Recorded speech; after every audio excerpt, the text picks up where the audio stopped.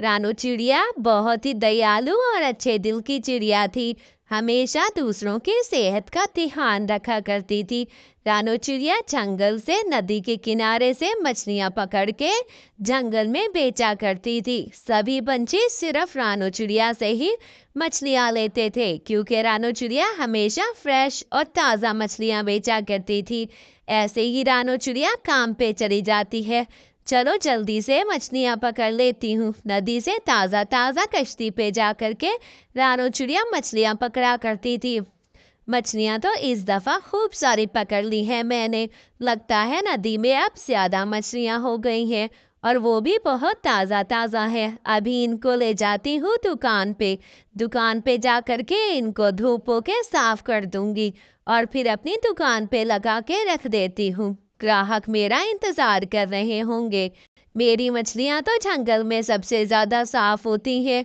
ऐसे ही मेरे सारे पंछी यही लेते हैं। ऐसे ही रानू चिड़िया मछलियां बेचने बैठती है कि वहां पर बंटी आता है। अरे बंटी भैया, आपकी मछली तो मैंने शुरू आते आते ही पैक कर दी थी। बहुत ही स्वादिष्ट पकेगी। ये मछली बहुत ताज़ा है। ताज़ा मछली का स्वाद अच्छा होता है। हाँ हाँ रानू बहन, इसलिए तो सारे जंगल को छोड़ के आपको ही मछली लेने आता हूँ। मेरे वाले जंगल में तो मछलियाँ बहुत बेचने वाले हैं, मगर वो पुरानी और पिछली पुरानी रख के रखते हैं। मैं आपसे ही लेने आता हूँ। ऐसे ही रानू चिड़िया रोज नदी से ताज़ा ताज़ा मछलियाँ पकड़ती और सारी मछलियाँ मिनटों में बिक जाया करती थी।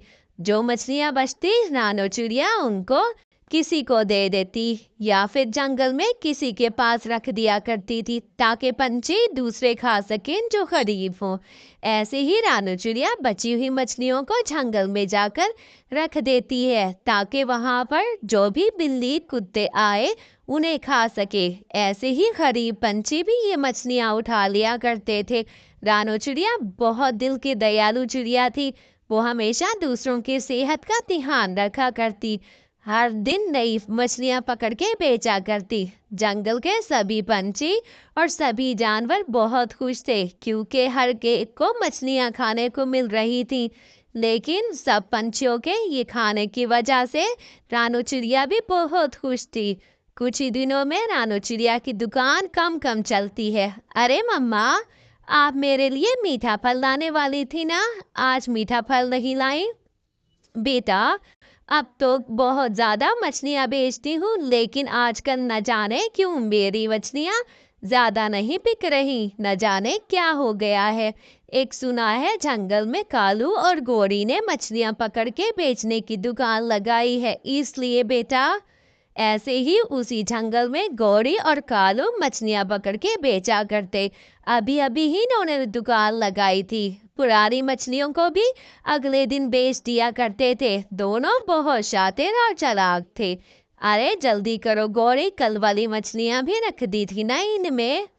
लेकिन रानू चिड़िया की मछलियां तो आजकल बिल्कुल भी नहीं बिक रही थी। कालू और गौरी की दुकान लगने की वजह से रानू चिड़िया की मछलियां कोई नहीं खरीद रहा था। रानू चिड़िया बहुत परेशान थी। ऐसे ही रानू कुछ मछलियां घर ले आती है। चलो जल्दी से अपनी बेटी के लिए आज कढ़ी चावल पकाऊंगी, वो भी मछलियों वाले। चलो चावल तो बॉयल हो रहे हैं, थोड़ी देर में मछली पकाती हूँ। ऐसे ही रानू चिड़िया मछली का कढ़ी चावल पका लेती है, क्योंकि रानू को कढ़ी चावल अच्छे पकाने आते थे। अरे मम्मा, आपने कितने ही स्वादिष्ट कढ़ी चावल पकाए हैं। और प्लेट तो देखें, आपको तो बहुत खूब सजाना आता है प्लेट को। कितनी ही तरतीब से आपने हर चीज़ रखी है। मम्मा, मुझे कढ़ी चावल बहुत पसंद है आपके हाथ के। आपने ये कढ़ी चावल बनाना किससे सीखे थे? मम्मा, आप ऐसा क्यों नहीं करती? आप कढ़ी चावल ही पकाकर बेचना शुरू कर दे, ऐसे पंछी खरीदेंगे। हाँ बेटा, ये मैंने अपनी मम्मा से सीखा था। आपने तो बिल्कुल ठीक बात कही है, ऐसा ही करती हूँ।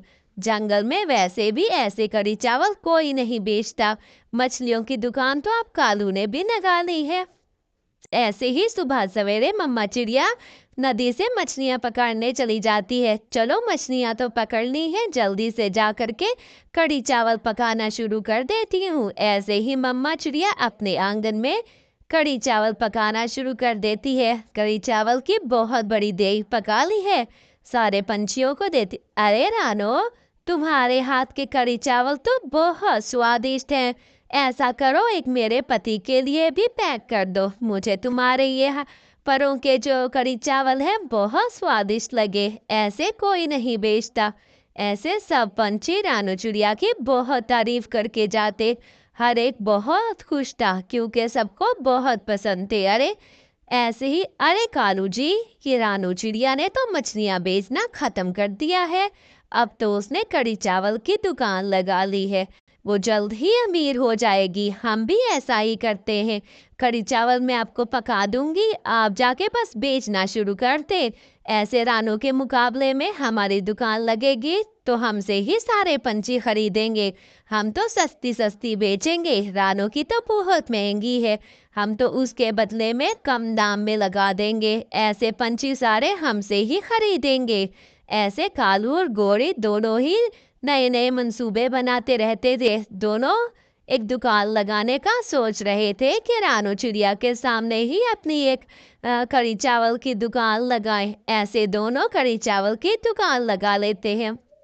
अरे तुमने कालू भैया पर ये इतनी दुकान लगा ली, कैसे कैसे लगा ली बताओ तो, मैं चख के देखता हूँ। हाय हाय, बहुत ही ज्यादा गंदा जायका है।